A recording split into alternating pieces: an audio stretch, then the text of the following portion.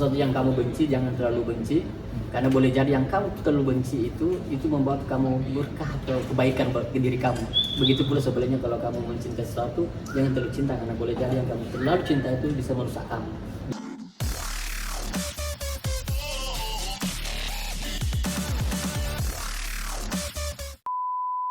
Halo, ketemu lagi di Hati Brothers Channel. Hari ini kita akan bicara bareng sama Daeng Muja. Daeng Muja, apa kabar Daeng? Baik. Hari ini kita kedatangan Daeng Muja. Kita mau bicara mengenai pengalaman Daeng dalam mengejar pendidikan sejauh ini sampai akhirnya dapat PhD di Adelaide. Oke, ini Daeng Muja ini menamatkan studi S1-nya dari IAIN Makassar, Fakultas Ushuluddin, Akidah Filsafat tahun 2001. Lalu tahun 2002 sampai 2004 Daeng melanjutkan ke UGM, ambil filsafat, Fakultas Filsafat dan Humaniora ke Jogja dari Makassar. Lalu tahun 2010 sampai 2012 ternyata masih haus untuk sekolah lagi ya. Jadi Daeng melanjutkan ke Australia. Lalu berkarya di IAIN Makassar hingga tahun 2019 kembali lagi ke Adelaide untuk melanjutkan studi PhD. Dan sudah selesai. Sudah selesai deh? Iya, 2019 Juli. Iya, selesai. Luar biasa. Nah, Daeng juga merupakan dosen di program studi Akidah dan Filsafat Fakultas Ushuluddin dan Filsafat UIN Makassar. Nah, Daeng, terima kasih nih sudah menyempatkan hadir nih hari ini nih. Oke, sama-sama. Jadi kita mau berbagi nih sama teman-teman muda di Indonesia. Ya. Itu gimana sih Daeng dulu? Kenapa ngambil S1 filsafat? Lalu yang menarik nih, begitu lanjut ke S2, Daeng juga ngambil S2 filsafat nih. Dan ini ke Yogyakarta nih. Iya. Gimana ceritanya Daeng? Iya, terima kasih Mas sama Mas Henry ini. Hidup itu kadang juga tidak bersifat kebetulan ya. Atau memang sudah disetting dari awal oleh Sang Pencipta, kita tinggal menjalaninya. Awalnya saya tidak planning untuk masuk ke filsafat, tapi waktu itu kalau saya tidak salah ingat, suatu malam saya ke pinggir pantai, waktu itu masih masih ujung pandang ya. Waktu itu pinggir pantai ketemu sama teman ya, senior saya lah, Romi Harminto. Sekarang dia komisaris KPU Kota Makassar. Beliaunya sudah di Akidah Filsafat di IAIN waktu itu ya, pada masa itu. Sekarang di UIN. Saya sempat bicara sama beliau, dia di jurusan filsafat, dan waktu itu dia memprospek saya karena waktu itu saya masih bingung setelah selesai dari pesantren. Akhirnya hasil prospeknya itu saya tertarik untuk masuk Akidah Filsafat karena mungkin dari pesantren juga saya senang berpikir kritis, senang membaca hal-hal yang bersifat kritis. Akhirnya saya putuskan untuk masuk filsafat. Padahal niat awal sebenarnya kalau mengikuti orang tua itu adalah disuruh masuk di Fakultas Adab Sastra Bahasa Arab, karena memang saya juga cenderung sih dengan bahasa Arab. Tapi ya itulah saya bilang tadi, bahwa kadang hidup itu tidak perlu terlalu di planning. Mengalir aja, kira-kira seperti itu. Nah, setelah selesai di 2001 tuh saya menyelesaikan studi. Tapi sebelum saya selesai, sebenarnya dalam kehidupan saya ada sesuatu yang bermakna, ada sesuatu perubahan drastis. Karena semester 7 saya nikah. Semester 7? Iya. Jadi waktu itu ya mungkin jadi saya bareng sama istri menyelesaikan saya harus menyelesaikan studi pada saat itu 2001. Setelah itu rentang waktu 1 tahun saya berdiskusi bersama istri untuk memutuskan untuk memilih sesuatu, karena setelah nikah kami punya usaha-usaha kecil, jual-jual pakaian lah waktu itu untuk menghidupi kami. Nah, tetapi karena saya bawaannya tidak ke situ, beda dengan background istri saya yang wira swasta, saya akhirnya berdiskusi dengan istri dan memutuskan memilih berkecimpung di dunia akademik, intelektual. Lalu kami memutuskan meninggalkan dunia usaha karena harus memilih, karena waktu itu ekonomi pas-pasan. Ya sekarang juga sih pas-pasan. Bisa. Pas. Tapi beda dulu pas-pas, betul-betul pas-pasan dalam arti letter-let. Tapi kalau sekarang pas-pas ya, kalau pas mau beli ini ada duit, kalau pas mau beli ini ada duit. Enggak, canda. Ya kembali ke itu, akhirnya kami memutuskan itu. Akhirnya saya memutuskan untuk lagi-lagi saya ingin mengikuti jejak ada senior saya yang bernama Samsul Ma'arif. Beliaunya sekarang sudah ketua pasca CRCS Comparative Religion di UGM kalau tidak salah, karena beliau sudah mendahului saya ke UGM, lalu beliau di Comparative Religion di UGM lalu mendapat beasiswa. Itu yang saya ikuti. Jadi memang saya banyak terinspirasi dengan teman-teman, dengan senior-senior saya banyak belajar. Ya mungkin pepatah yang mengatakan bahwa teman itu penting, itu juga ada benarnya dalam kehidupan saya ya, dalam kasus saya. Jadi saya memutuskan harta yang kami miliki pada saat itu cuma satu, yaitu kendaraan motor. Saya ingat sekali motor Shogun waktu itu. Jadi saya harus menjualnya lalu merantau, tanda petik merantau, membuang diri ke UGM itu bersama istri.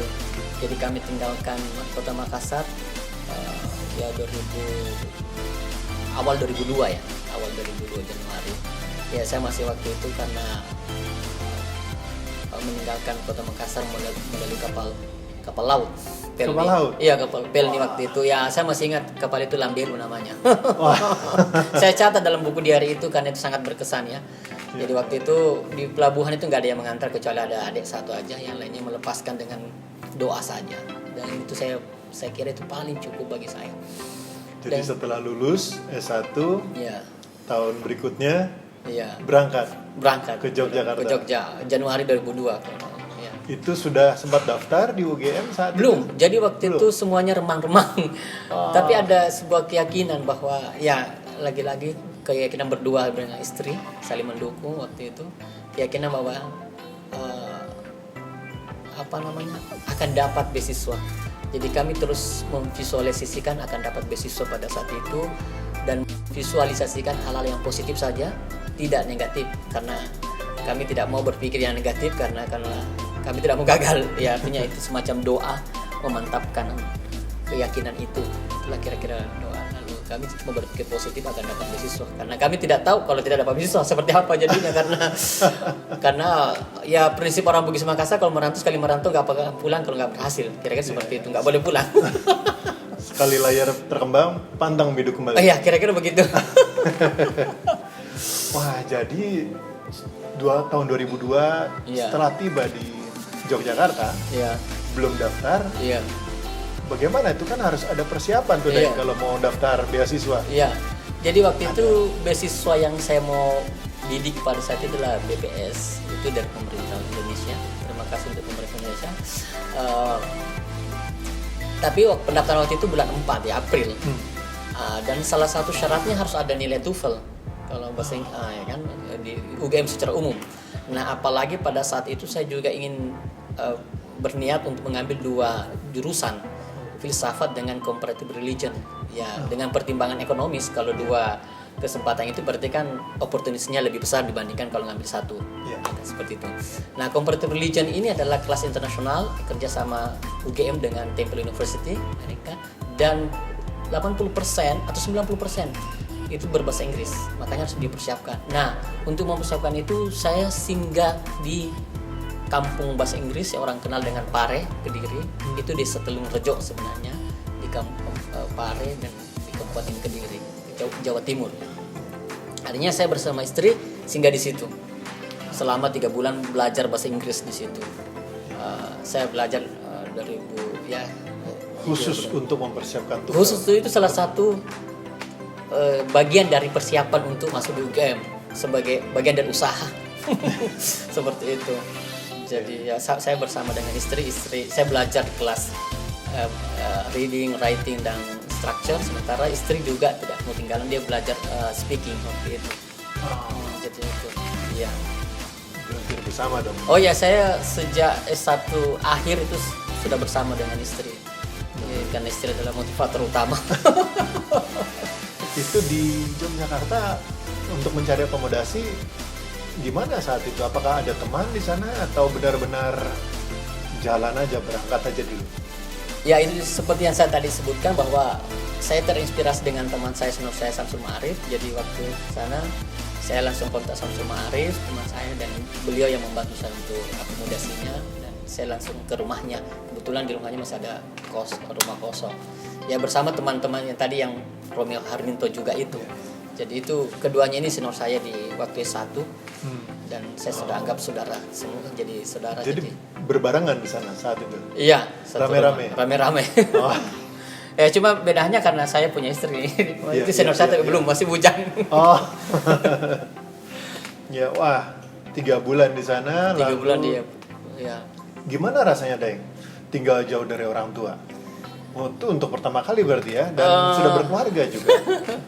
Ya agak terobati karena ada istri kan. Ya meskipun itu, tapi saya kan basicnya ini dari SD sudah berpisah sama orang tua karena masuk pesantren kan. Ya. Jadi saya masuk pesantren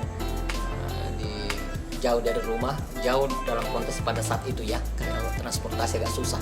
Kalau sekarang sih nggak ada lagi yang jauh. Jadi waktu itu memang ada istri yang agak ini karena baru jauh dari yang ini juga. Meskipun pesantren tapi meninggalkan keluarga besar itu juga agak sulit. Tapi karena demi cita-cita bersama tadi itu kita sudah memutuskan untuk terjun ke dunia, berkecimpung di dunia akademik dengan pengetahuan, maka Bismillah jalan terus. Nah yang banyak kesan lah di Pare itu kami tinggal 3 bulan. Nah sempat istri di sana itu karena ibu kos kami sangat ramah, baik bagi kami. Kami istri mewariskan sebuah resep. Resep apa, Dek? Oh ya, resep makanan. Jadi kalau bahasa Bugis itu nasubale. Nasubale itu ikan masak ya. Dengan itu yang diwariskan ke ibu kos. Istri saya mengajarkan ibu kos untuk itu, dan ternyata beberapa tahun kemudian itu menjadi mata pencariannya ibu kos saya.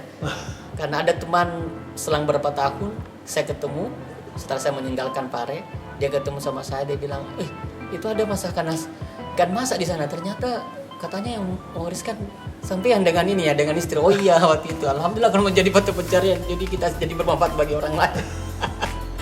Iya. Wah, dan ternyata nggak hanya buat Daeng, sama istri berkesan di sana. Oh iya. Untuk ibu kos pun berkesan seperti itu. Iya.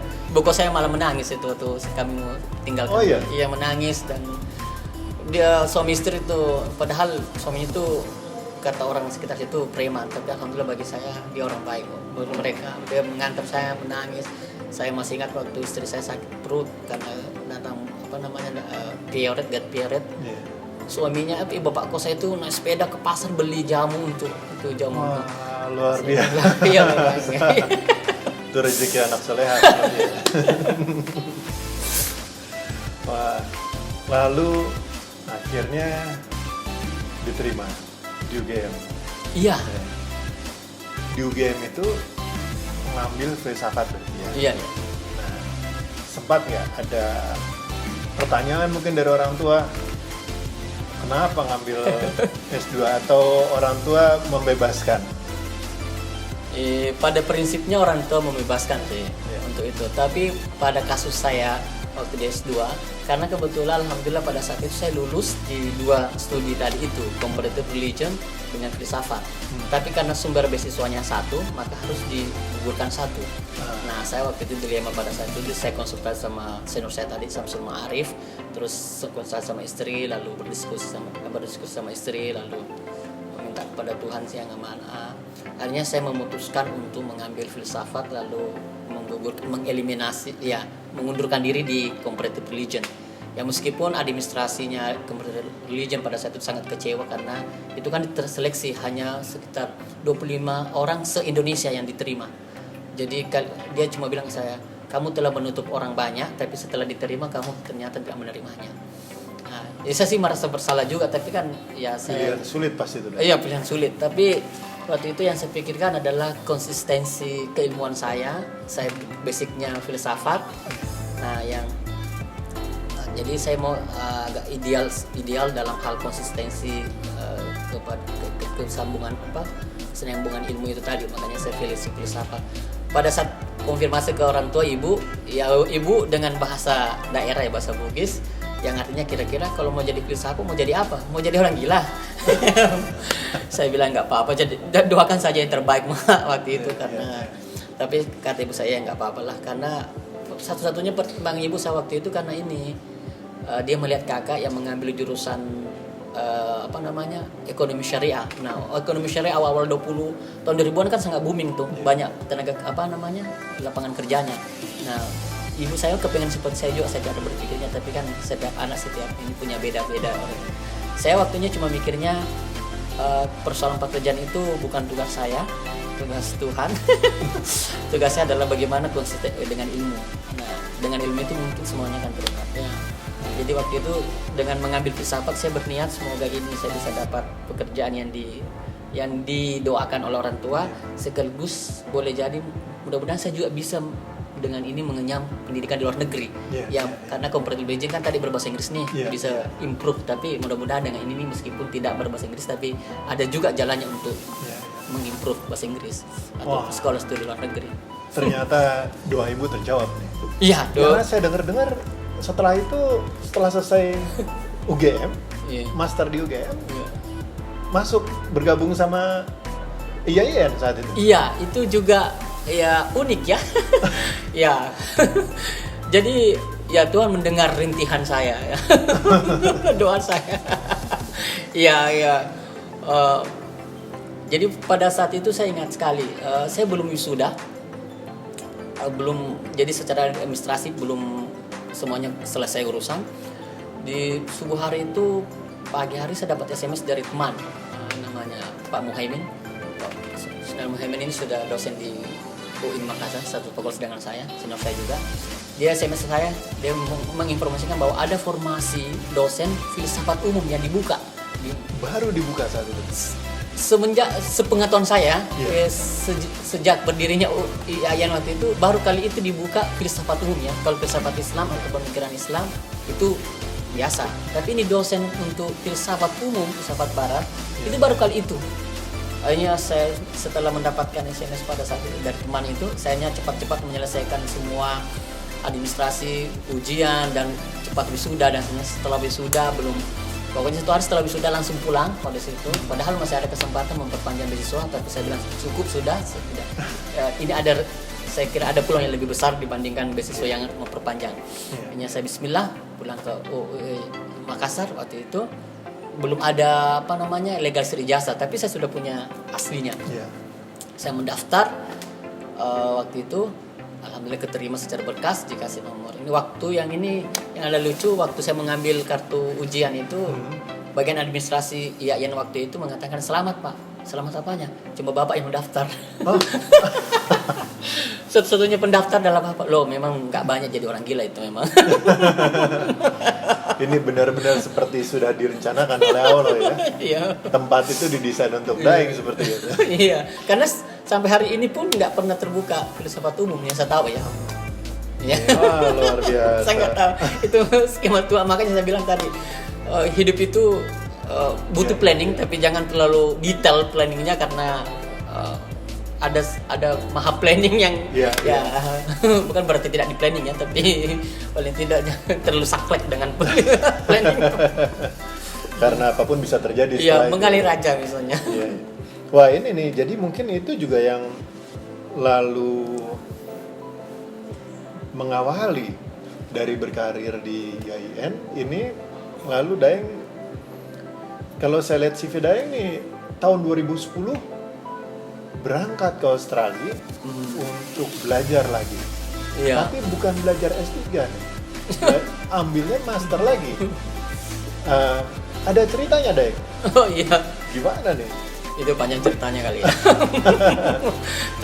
tapi saya mau mulai dari ini dulu. Karena ini kan sampai di sini tuh kan berarti dengan bahasa Inggris ya. Iya. Saya punya cerita unik sendiri tentang bahasa Inggris ini. Pengenalan saya dengan bahasa Inggris. Iya. Saya kan itu dari pesantren ya. Pesantren ya pada kala itu di awal tahun 90-an itu ya, kalau ada kategorisasi pesantren saya ini dikategorikan sebagai pesantren tradisional ya oleh beberapa ahli. Indikatornya mungkin sarungan, tapi memang ya kami merasakan karena waktu itu nama pesantren saya itu Darul Dawah Irsyad Mangkoso, jadi Imam Koso. Saya masih ingat kami hidup di bukit, jadi tidak seperti pesantren modern yang diasramakan. Pada saat itu tidak, kami cuma disediakan lahan di bukit, lalu disuruh buat sendiri rumah-rumah. Jadi rumah itu tidak seragam. Jadi tergantung mungkin status sosial dan keuangan masing-masing keluarga, orang tua. Iya. Oh. Jadi ya bisa beragam. Nah, di situ saya belajar di pesantren tradisional, meskipun tradisional tapi tetap mengikuti juga Diknas ada, tapi itu dominan pesantrennya. Waktu itu masih belajar bahasa Inggris juga. Saya masih ingat waktu masih kelas ya, kalau ya dia itu kelas persiapan, kalau dikonversi di sini kelas reception lah. Ya, waktu itu saya belajar bahasa Inggris, saya ingat sekali, saya jengkel waktu itu. Karena saya sempat bilang ke guru saya waktu itu, Ustaz, kenapa kita mau belajar bahasa munafik? Kenapa saya bilang munafik? Lain tulisan lain baca. Ya kan munafik. Yeah. Dan bahkan saya bilang waktu itu, ini bahasa kafir, ngapain kita mau belajar seperti itu, katanya. Guru saya bilang cuma ketawa, tapi ketika keluar nilai, waktu itu guru bahasa Inggris saya, waktu itu kalau saya tidak salah Ustaz Supomo, Allahu yarham, dia memberi nilai 5 merah dengan tinta merah, kan itu berarti kalau konversi sekarang fail ya. Iya. Mungkin gara-gara itu. Nah, ternyata sekarang berjodoh dengan Mesir gara-gara kutuk. Kualat karena mengkutuk. Jadi ya jangan mengkutuk lah. Nah, jadi dari ternyata itu yang mengantar Daeng untuk Iya, itu. mencapai pendidikan berikutnya. Iya. Jadi sesuatu yang makanya benar juga, bukan benar juga, benarlah itu kata Al-Quran, bahwa sesuatu yang kamu benci jangan terlalu benci, karena boleh jadi yang kamu terlalu benci itu membuat kamu berkah atau kebaikan bagi diri kamu. Begitu pula sebenarnya kalau kamu mencintai sesuatu, jangan terlalu cinta, karena boleh jadi yang kamu terlalu cinta itu bisa merusak kamu. Ya seperti itu. Saya terlalu benci dengan bahasa Inggris, ternyata bahasa Inggris yang mengantar saya sampai ke Australia ini. Itu ya, terima kasih buat Ustaz saya di pesantren jadi Imam Koso ya. Sekaligus saya mengatakan kepada adik di pesantren, jangan pernah membenci sesuatu, pelajarilah semua bahasa, karena semua bahasa itu ya ciptaan Tuhan dan harus dipelajari semua, karena bisa ternyata menjadi kunci untuk membuka sesuatu. Ya. Selanjutnya mengenai daftar scholarship itu, kenapa master ya? Terus terang aja itu belum confidence sih. Saya belum percaya diri untuk belajar, untuk langsung ngambil PhD. Ya ini kan baru pertama kali mau keluar negeri gitu. Membayangkan itu seperti apa, bagaimana metode pengajarannya, bagaimana lingkungannya dan sebagainya, itu belum ada gambaran karena nggak pernah ke luar negeri. Jadi karena tidak confidence, akhirnya saya mengulang untuk master. Tapi waktu itu saya sudah berniat, master saya ini cuma batu loncatan untuk ngambil PhD lagi. Itu selalu saya dengung-dengungkan dan selalu saya kuatkan dalam hati, dan istri juga untuk batu loncatan. Jadi saya juga punya cerita lucu untuk daftar Australian Scholarship ya. Waktu itu masih ADS namanya, sekarang kan AAS ya. AAS ya. Iya. Saya cerita lucu tuh, karena yang bersemangat sekali sebenarnya istri saya. Saya bilang tadi motivator ulung saya. Kalau pendoa ulung saya adalah kedua orang tua saya. Beliau sangat mendoakan dan iya. Jadi waktu itu dia 2008 kalau tidak salah. Istri saya kepengen banget, ayolah suruh daftar lah. Akhirnya saya didesak terus, saya tidak enak juga. Demi membahagiakan hati istri waktu itu, saya bukan berbohong sih,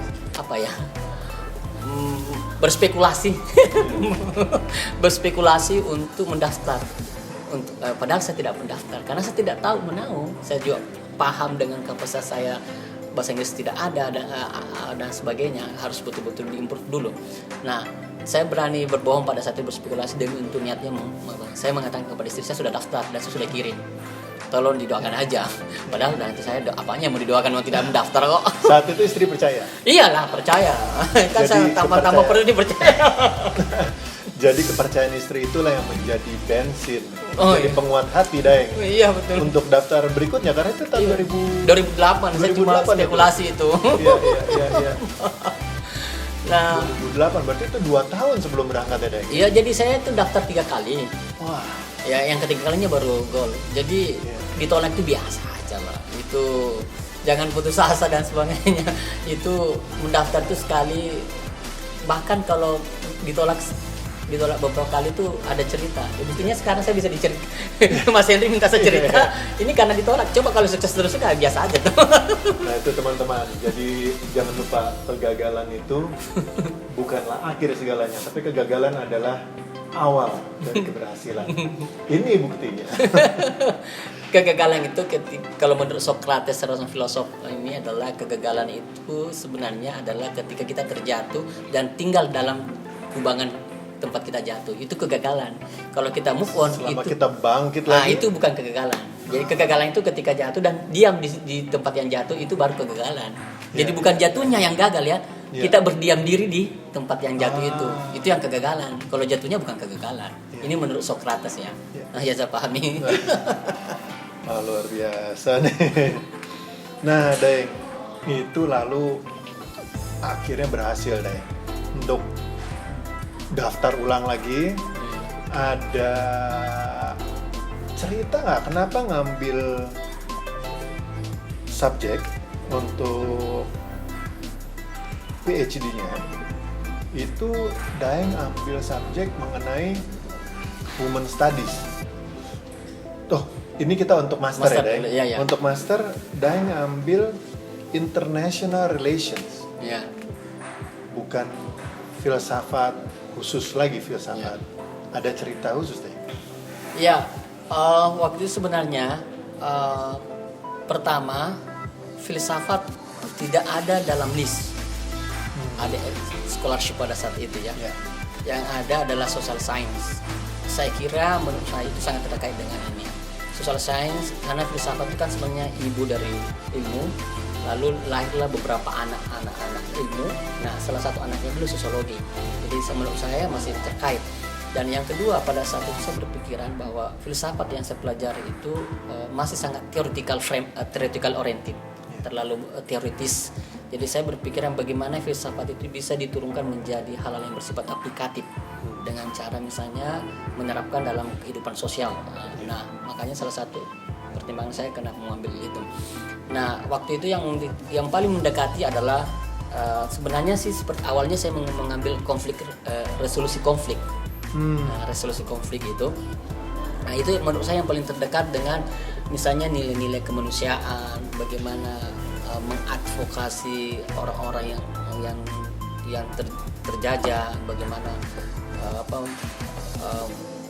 menyelesaikan hal-hal konflik itu kan sangat terkait dengan filsafat manusia yang saya pelajari. Nah, pada saat itu saya memutuskan itu conflict resolution. Dan universitas, karena kita di AS ya, kita disuruh untuk memilih universitas sebagai orientasi departure lah, untuk sebagai pilihan universitas. Dan saya waktu itu pilih, kalau saya tidak salah, Queensland waktu itu, Queensland, karena saya lihat ada Center of Conflict Resolution Conflict. Tapi di akhir waktu kami training di Bali, persiapan itu sebelum ke sini ada perubahan lagi. Waktu itu saya jatuh pilihan ke Flinders ke sini dengan berbagai pertimbangan. Kayaknya memang sekolah luar negeri untuk kasus saya ya. Saya tidak ingin mengeneralisir, tapi kasus saya memiliki pertimbangan beberapa, bukan cuma persoalan pengetahuan, tapi memang karena sudah berkeluarga ya. Waktu itu saya sudah punya 2 anak. Jadi saya harus mempertimbangkan keluarga juga, jadi ilmu, keluarga. Nah, kalau ingin mempertimbangkan keluarga, ada banyak hal variabel yang terkait. Ya, misalnya apakah beasiswanya cukup dengan kehidupan keluarga, bagaimana dengan hidup keluarga dan sebagainya, itu semua jadi pertimbangan. Nah setelah mendengar dan membaca dari beberapa senior dan membaca dari literatur, ternyata kota South Australia atau Adelaide itu agak sedikit friendly dalam hal finansial ya. Friendly, finansial, dan ya murah lah kira-kira. Akhirnya saya kira itu cocok untuk keluarga. Akhirnya tinggal tugas saya mencari kampus yang ada hubungannya dengan resolusi konflik itu tadi. Setelah saya pilih, pertama sih di UNISA. Tapi waktu itu yang saya juga melihat Flinders, yang merespon Flinders pada saat itu yang mungkin ya. Akhirnya saya jatuh pilihan ke Flinders, dan saya lihat fakultas yang ada resolusi konfliknya adalah International Relation, karena di dalamnya ada berbicara tentang konflik, ada Women Studies, ada ya pokoknya subjek-subjek yang terkait dengan resolusi konflik itu ada di Flinders, di Fakultas International Relation. Akhirnya pilihan saya jatuh di Flinders. Nah, tempat kita bincang-bincang ini adalah kampus saya, Flinders. Sudah alma mater ya, karena sudah selesai. Cuma karena ada penelitian kolaborasi dengan salah satu profesor di Flinders, saya akhirnya tinggal di sini untuk sementara. Saya ada penelitian. Iya. Oke. Jadi untuk teman-teman yang memang lagi mencari beasiswa, mungkin bisa dipertimbangkan beasiswa yang diperoleh oleh Daeng. Dulu namanya ADS ya Daeng ya? Iya, iya. Sekarang berubah menjadi AAS. Nanti teman-teman bisa lihat di bawah ini link untuk websitenya. Cobalah dilihat karena di sana ada banyak subjek yang sebenarnya bisa dibiayai oleh AAS. Ya nanti untuk link ini akan bisa ditemukan juga di deskripsi di bawah. Oke. Terima kasih Daeng, ini kita udah share sampai akhirnya Daeng berangkat ke Adelaide untuk mengambil pendidikan masternya Daeng. Nanti kita ketemu lagi setelah break yang satu ini, kita akan lanjutkan bincang-bincang dengan Daeng mengenai pendidikan S3-nya Daeng ya. Jangan kemana-mana, sampai ketemu lagi ya. Nilai apa yang diperoleh oleh beliau dan bagaimana beliau memperolehnya sebelum kita mengikutinya.